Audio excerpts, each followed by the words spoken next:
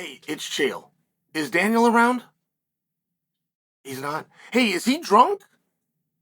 No? Did he hurt his head? Did he fall off a ladder or something? Something like this that could be concerning? No, he didn't. Is he working on a comedy routine?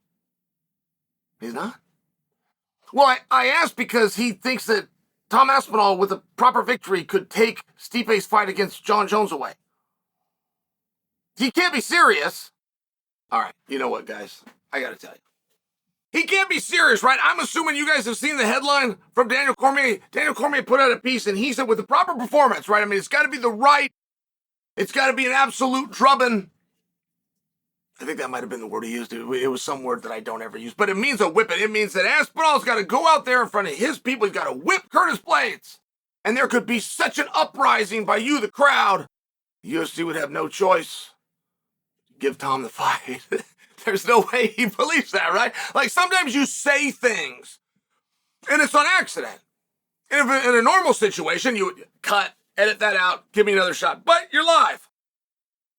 And you'll even look back and go, man, that's not at all what I meant. How did that come out of my mouth? And I'm assuming that's what happened here, right? Like, there's no make-believe scenario where, like, maybe you guys saw it. Maybe you're a fan. You thought, okay, I'm going down there. I'm actually going to be one of those screaming fans. Now, that's going to encourage me that if Tom wins, I'm going to scream even louder. And I'm going to go to social media even more. Because now we have an opportunity. With the right drubbing over Curtis Blades, we can then activate the portion of the contract that not only doesn't exist, would never exist, federally would be illegal to exist, where we, the fans, can interfere in a contractual agreement, take Stipe's fight away for a venue marked as the Mecca that they've waited 4 years for. No, wait a minute. On second thought, it doesn't make any bit of difference. That will never happen. That will never happen in a million years. I like Curtis Blades, by the way. I don't think Curtis Blades has a bigger supporter, of which he's never mentioned to me. I mean, you think that he would send word back? I don't see anybody else that's out there defending her. You think that he'd send a little, like, message to me somewhere along the way? Hey, will you mention to Chael? I sure appreciate it. Like, I like Curtis Blades, for sure.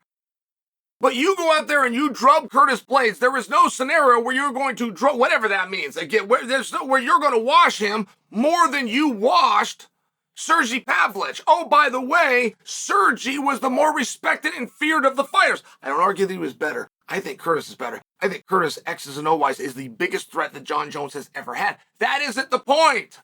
That isn't the point. There's nothing that could be done to Curtis Blades that would be worse than what happened to Sergey.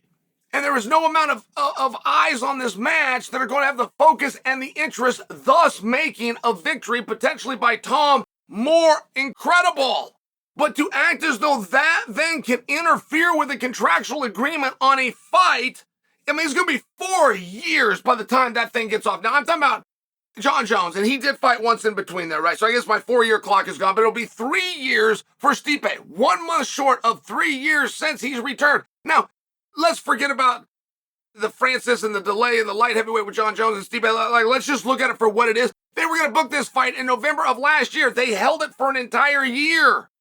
But you believe a swelling of support for Tom if he washes Curtis.